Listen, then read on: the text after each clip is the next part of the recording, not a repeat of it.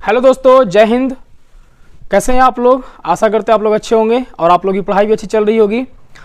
आइए दोस्तों, आज स्टार्ट करते हैं सिविक्स का एक्सरसाइज 2, सत्ता में साझेदारी की कार्यप्रणाली। तो जितने भी क्वेश्चन आप देख रहे हैं सामने, सारे मोस्ट इंपॉर्टेंट क्वेश्चन है, आपके एग्जाम में आए हुए क्वेश्चन है। देखिए आप लगातार क्वेश्चन आपको दिख रहा होगा, ये सिविक्स का क्वेश्चन है ना। आइए क्वेश्चन नंबर 1 से स्टार्ट करते हैं। प्यारे दोस्तों, पहला क्वेश्चन है, संघ राज्य की विशेषता नहीं है। ऑप्शन में आपको देख के बताना है कि कौन संघ राज्य की विशेषता नहीं है। ऑप्शन ए है आपका लिखित संविधान। तो दोस्तों, संघ का ये विशेषता होता है कि वहां पे लिखित संविधान है, और हमारा देश जो है संघ है ना, हमारा देश जो संघीय देश है और वहां पे सबसे बड़ा लिखित संविधान हमारे देश का है। तो ये तो हमारी विशेषता है। शक्तियों का विभाजन, तो दोस्तों शक्तियों का भी विभाजन होता है हमारे देश में, संघ और राज्य में शक्तियों का विभाजन किया गया है।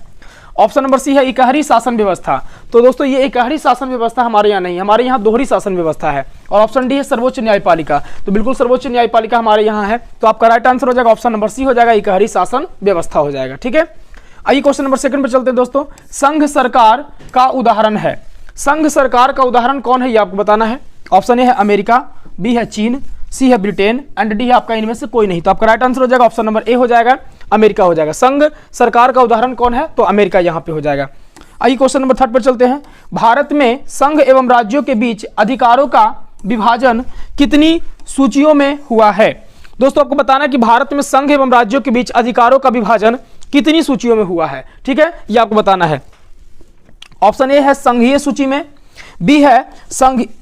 बी है आपका राज्य सूची में, सी है आपका संघीय सूची, राज्य सूची एंड समवर्ती सूची में एंड डी है इनमें से कोई नहीं। तो दोस्तों संघ और राज्यों के बीच अधिकारों का जो विभाजन है वो 3 सूची में हुआ है, संघ सूची, राज्य सूची और आपका समवर्ती सूची। तो आपका राइट आंसर हो जाएगा ऑप्शन नंबर सी हो जाएगा, संघीय सूची, राज्य सूची और समवर्ती सूची हो जाएगा। संघ सूची में निर्णय जो है वो केंद्र सरकार लेते हैं, राज्य सूची में निर्णय राज्य सरकार लेते हैं और समवर्ती सूची में ये दोनों निर्णय लेते हैं, संघ और राज्य। और अगर किसी बात पर अगर मतभेद हो जाता है, किसी विषय को लेकर मतभेद हो जाता है, तो उसमें मान्यता जो है वो केंद्र सरकार यानी कि केंद्र सरकार को उसमें मिलता है, राज्य सरकार को नहीं मिलता है। ठीक है, आइए क्वेश्चन नंबर 4 पे चलते हैं। क्वेश्चन नंबर 4 है दोस्तों, सत्ता में साझेदारी सही है क्योंकि। सत्ता में साझेदारी है सही है, वो क्यों सही है ये आपको बताना है। ऑप्शन है यह विविधता को अपने में समेट लेती है, यह विविधता को अपने में समेट लेती है, ये बात सही है, मतलब सही है या क्या है ये आपको बताना है। बी है आपका देश की एकता को कमजोर कर देती है ना, क्या ये देश की एकता को कमजोर कर देती है, नहीं करती है।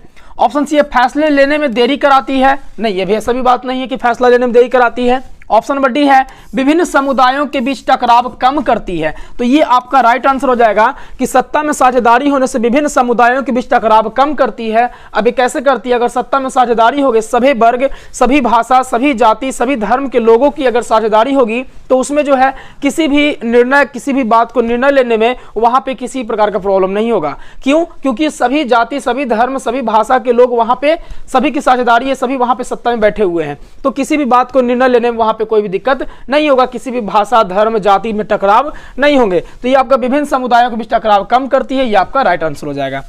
क्वेश्चन नंबर 5 है संघवाद लोकतंत्र के अनुकूल है क्योंकि। संघवाद लोकतंत्र के अनुकूल है क्यों है ये आपको बताना है। ऑप्शन ए है संघीय व्यवस्था के केंद्र सरकार की शक्ति को सीमित करती है। क्या संघीय व्यवस्था केंद्र सरकार की शक्ति को सीमित करती है? नहीं, ऐसा बात नहीं है।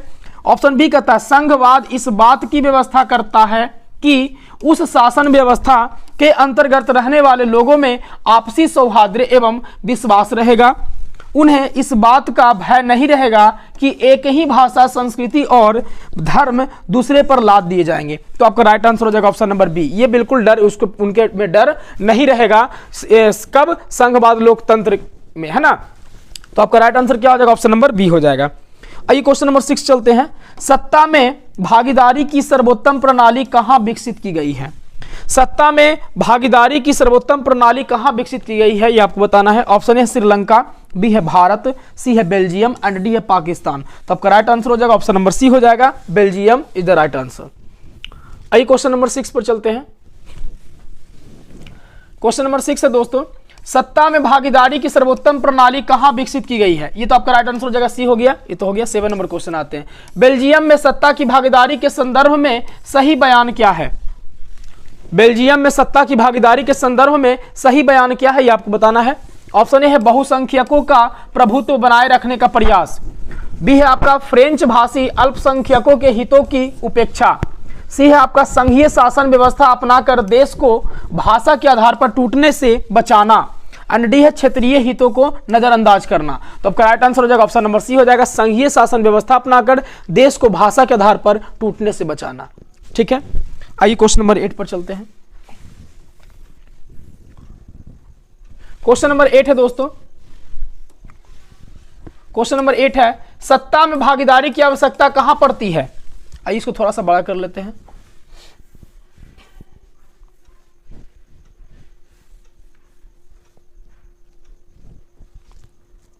चलिए ठीक है, सत्ता में भागीदारी की आवश्यकता कहां पड़ती है? कह रहा है क्वेश्चन कि सत्ता में भागीदारी की आवश्यकता कहां पड़ती है? ऑप्शन कहता है क्षेत्र, भाषा और जाति के आधार पर बटे समाज में, बी कहता है क्षेत्रीय विभाजन वाले बड़े राज्य में, सी है प्रत्येक लोकतांत्रिक राज्य में, एंड डी है उपर्युक्त तीनों में।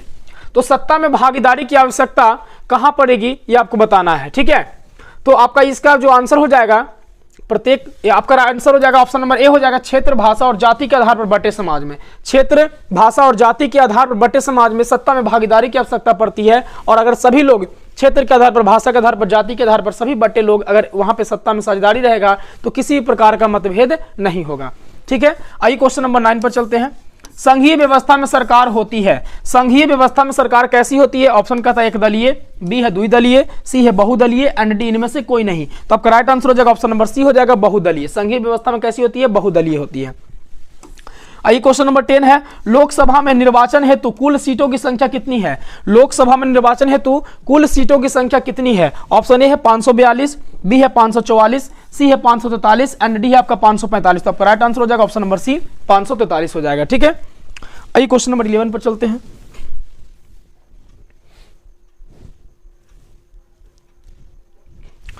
क्वेश्चन नंबर 11 है दोस्तों, समवर्ती सूची में रखा जाता है। समवर्ती सूची में किसे रखा जाता है? तो समवर्ती सूची कहते किसको है? तो जिसमें संघ और राज्य दोनों निर्णय ले सकते हैं उस सूची को हम कहते हैं समवर्ती सूची। तो आइए ऑप्शन ए है आपका राज्य, राज्य निर्णय लेता है, बी कहता है केंद्र एवं राज्य दोनों निर्णय लेता है, सी है आपका केंद्र, एंड डी इनमें से कोई नहीं। तो आपका राइट आंसर हो जाएगा ऑप्शन नंबर बी, केंद्र एवं राज्य दोनों लेता है। समवर्ती सूची में निर्णय केंद्र एवं राज्य दोनों लेता है।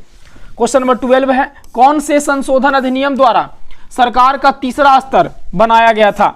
कौन से संशोधन अधिनियम द्वारा सरकार का तीसरा स्तर बनाया गया था? ठीक है, ऑप्शन ए कहता है 71वां संशोधन, बी है 73वां संशोधन, सी है 59वां संशोधन, एंड डी है 64वां संशोधन। तब का राइट आंसर हो जाएगा ऑप्शन नंबर बी 73वां संशोधन हो जाएगा। ठीक है, आगे चलते हैं। क्वेश्चन नंबर 13 है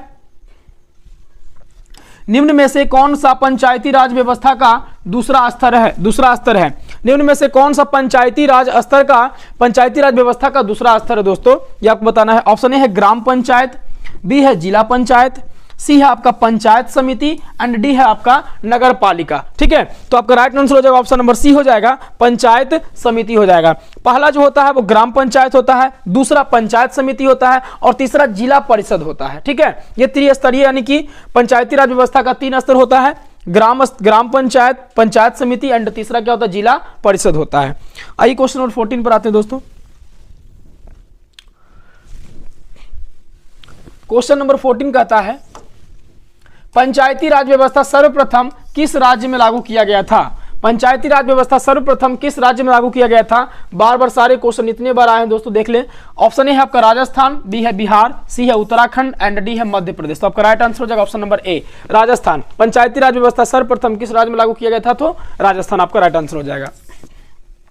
क्वेश्चन नंबर 15 है ग्राम कचहरी का प्रधान कौन होता है? ग्राम कचहरी का प्रधान कौन होता है दोस्तों? ये आपको बताना है। ऑप्शन ए है पंच, बी सरपंच, सी प्रमुख, एंड डी न्याय मित्र। तो आपका राइट आंसर हो जाएगा ऑप्शन नंबर बी, सरपंच होते हैं ग्राम कचहरी के प्रधान। ठीक है, क्वेश्चन नंबर 16 है भारत में किस प्रकार की शासन प्रणाली है? दोस्तों को बताना है भारत में किस प्रकार की शासन प्रणाली है। ऑप्शन ए है संघीय और अध्यक्षीय, बी है संघीय और संसदीय, सी है एकात्मक और अध्यक्षीय, एंड डी एकात्मक और संघीय। तो आपका राइट आंसर हो जाएगा ऑप्शन नंबर ए हो जाएगा संघीय और संसदीय। संघीय और संसदीय हमारे जो भारत के जो शासन प्रणाली है वो कैसी है, संघीय और संसदीय है। ठीक है, आगे चलते हैं। क्वेश्चन नंबर 17 है, बिहार में पंचायती राज व्यवस्था का कार्यकाल है।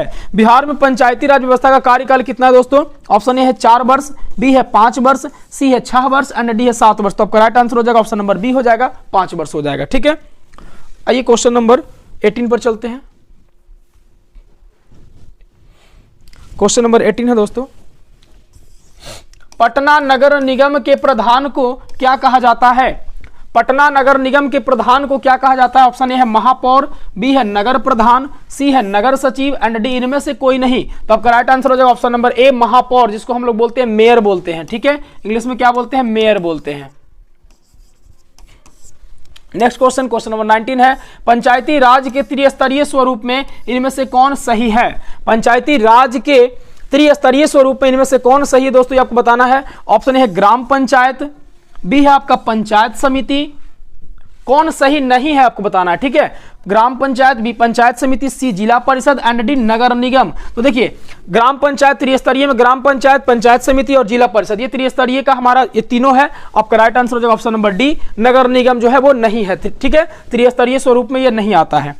क्वेश्चन नंबर 20 दोस्तों, भारतीय संविधान की 8वीं अनुसूची में कितनी भाषाओं का स्थान दिया गया है? भारतीय संविधान में 8वीं अनुसूची में कितनी भाषाओं का स्थान दिया गया है? ऑप्शन है 21, बी है 22, सी है 18 एंड डी है आपका 20। तो आपका राइट आंसर हो जाएगा ऑप्शन नंबर बी 22 भाषा है। ठीक है, 22 भाषा आप लिख रहे हैं, हम बोल देते हैं कश्मीरी, सिंधी, पंजाबी, हिंदी, बंगाली, असमी, उड़िया, गुजराती, मराठी, कन्नड़, तेलुगु, तमिल, मलयालम, उर्दू, संस्कृत, नेपाली, मणिपुरी, कोंकण, बोडो, डोगरी, मैथिली, संथाली। ये आपका 22 भाषा जो है वो संविधान की 8वीं अनुसूची में उल्लेख है। ठीक है, इन 22 भाषाओं का। आइए क्वेश्चन नंबर 21 पर चलते हैं।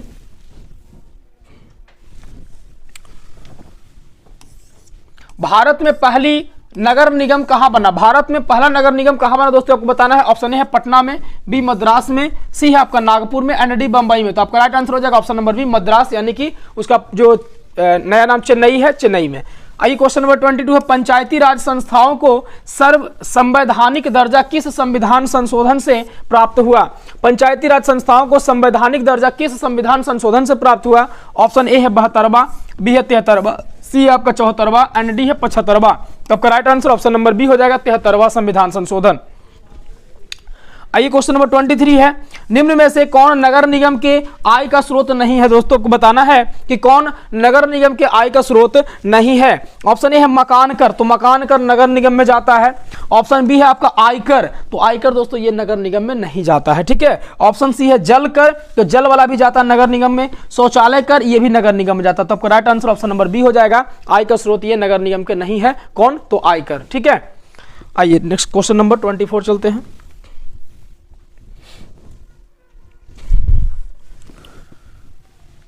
क्वेश्चन नंबर 24 दोस्तों, निम्न में कौन पंचायत की व्यवस्थापिका सभा है? निम्न में से कौन पंचायत की व्यवस्थापिका सभा है? ठीक है, तो आपका ऑप्शन है ग्राम सभा, बी है आपका ग्राम रक्षा दल, सी है ग्राम कचहरी एंड डी इनमें से कोई नहीं। तो आपका राइट आंसर हो जाएगा ऑप्शन नंबर ए हो जाएगा ग्राम सभा हो जाएगा। क्वेश्चन नंबर 25 है, राज्यपाल की नियुक्ति कौन करता है? राज्यपाल की नियुक्ति कौन करता है दोस्तों? ऑप्शन ए है प्रधानमंत्री, बी है मुख्यमंत्री, सी है राष्ट्रपति एंड डी है उपराष्ट्रपति। तो आपका राइट आंसर हो जाएगा ऑप्शन नंबर सी राष्ट्रपति, है ना। राज्यपाल की नियुक्ति कौन करता है? राष्ट्रपति। राज्यपाल तब तक अपने पद पर बना रह सकता है जब तक राष्ट्रपति चाहते हैं। राष्ट्रपति अगर चाहे तो राज्यपाल को पद से क्या कर सकते हैं? बर्खास्त कर सकते हैं। आइए क्वेश्चन नंबर 26 है, स्थानीय स्वशासन राज्य के नीति निर्देशक सिद्धांतों के अनुच्छेद में है। कितने अनुच्छेद में है स्थानीय स्वशासन राज्य के नीति निर्देशक सिद्धांतों के कितने अनुच्छेद में है? ऑप्शन ए है आपका अनुच्छेद 34, बी है अनुच्छेद 40, सी है आपका अनुच्छेद 42 एंड डी है अनुच्छेद 51। तो आपका राइट आंसर हो जाएगा ऑप्शन नंबर बी अनुच्छेद 40। नीति निर्देशक तत्व जो है वो 36 से 51, आर्टिकल 36 से 51 तक में है, 36 से 51 तक में, है ना। तो नीति निर्देशक सिद्धांत जो है अनुच्छेद किस में आता है? 40 में आता है। क्वेश्चन नंबर 27 है, ग्राम कचहरी में मुकदमे सुलझाए जाते हैं। ग्राम कचहरी में मुकदमे सुलझाए जाते हैं, कौन से मुकदमे सुलझाए जाते हैं? ऑप्शन है दीवानी मामले, बी है फौजदारी मामले, सी है ए और बी दोनों एंड डी इनमें से कोई नहीं। तो आपका राइट आंसर हो जाएगा ऑप्शन नंबर सी हो जाएगा, ए और बी दोनों, यानी कि दीवानी मामला और फौजदारी मामला दोनों सुलझाया जाता है। दीवानी का मतलब होता है जिसमें जिसमें जो है घर का, खेत का, है ना, गली मोहल्ला वगैरह वगैरह चीज़ों का झगड़ा, नॉर्मल झगड़ा इस प्रकार से है ना, गाली गलौज वगैरह वगैरह ये सब झगड़ा, तो उसको दीवानी मामला कहते हैं। फौजदारी मामला हो गया कि जिसमें मारपीट काट वगैरह है ना, जिसमें जो है खून वगैरह निकल गया है ना, तो उसमें क्या हो जाता है, फौजदारी मामला हो जाता है। तो ग्राम कचहरी में दोनों मामला देखा जाता है, ए और बी दोनों देखा जाता है। और ग्राम कचहरी में जो 10,000 तक के मुकदमा को ही देखा जाता है, ठीक है, 10,000 तक के मुकदमा को ही सुलझाया जाता है ग्राम कचहरी में। आइए क्वेश्चन नंबर 28 पर चलते हैं। क्वेश्चन नंबर 28 है, ग्राम पंचायत का प्रधान कौन होता है? ऑप्शन ए है मेयर, बी है मुखिया, सी है वार्ड पार्षद एंड डी है आपका विधायक। तो आपका राइट आंसर हो जाएगा ऑप्शन नंबर बी, मुखिया हो जाएगा। क्वेश्चन नंबर 29 है, भारत में प्रथम नगर निगम की स्थापना कहां हुई? भारत में प्रथम नगर निगम की स्थापना कहां हुई? ऑप्शन ए है कोलकाता, बी है मुंबई, सी है अहमदाबाद, डी है चेन्नई। तो आपका राइट आंसर हो जाएगा ऑप्शन नंबर डी, चेन्नई हो जाएगा। ठीक है, आइए क्वेश्चन नंबर 30 है, भारत में अनुसूचित भाषाएं कितनी है?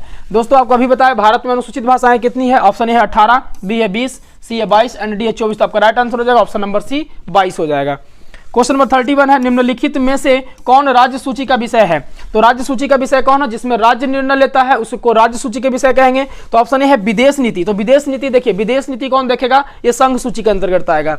संचार, तो संचार भी किसके अंतर्गत आएगा? तो संघ के अंतर्गत आएगा। बैंकिंग, बैंकिंग भी संघ के अंतर्गत आएगा। और यहां से डी है कानून व्यवस्था, तो राज्य की कानून व्यवस्था ये राज्य के अंतर्गत आएगा, है ना, जिसमें पुलिस वगैरह आते हैं तो वो आपका कानून व्यवस्था हो जाएगा।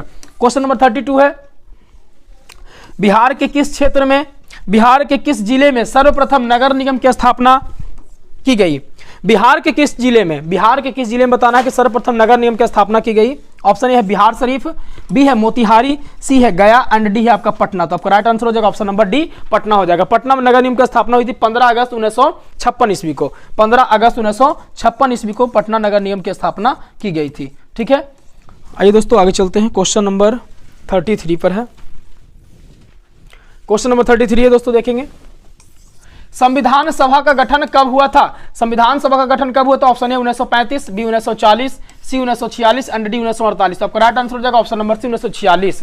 संविधान सभा का गठन जुलाई 1946 ईस्वी को किया गया था।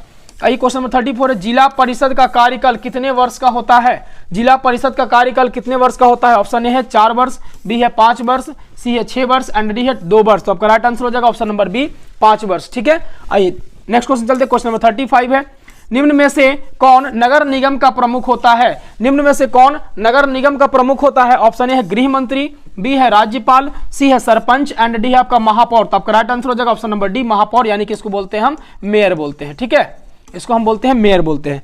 आइए क्वेश्चन नंबर 36 है, निम्न में से कौन सा विषय समवर्ती सूची में शामिल है? यानी कि जिसमें राज्य और केंद्र दोनों निर्णय लेते हैं उसको हम क्या कहते हैं? समवर्ती सूची में रखते हैं। तो ऑप्शन है बैंकिंग, तो बैंकिंग तो आपका आएगा संघ सूची में आएगा।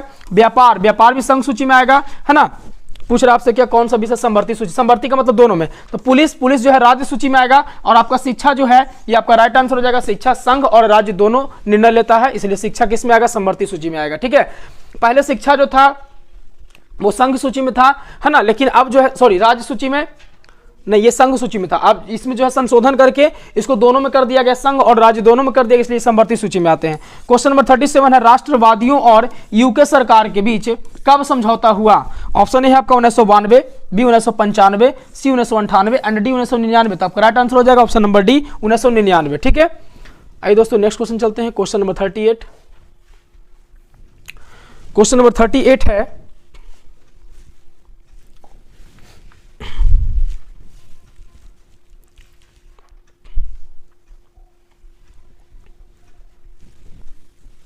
चलिए क्वेश्चन नंबर 38 है, संविधान का अनुच्छेद 40 किससे संबंधित है? संविधान का अनुच्छेद 40 किससे संबंधित है? ऑप्शन ए है समानता का अधिकार, बी है जीवन का अधिकार, सी आपका स्थानीय स्वशासन एंड डी शिक्षा का अधिकार। तो आपका राइट आंसर हो जाएगा ऑप्शन नंबर सी हो जाएगा, स्थानीय स्वशासन से अनुच्छेद 40 संबंधित है। ठीक है, आइए क्वेश्चन नंबर 39 है, वेस्ट इंडीज में संघ की स्थापना कब की गई?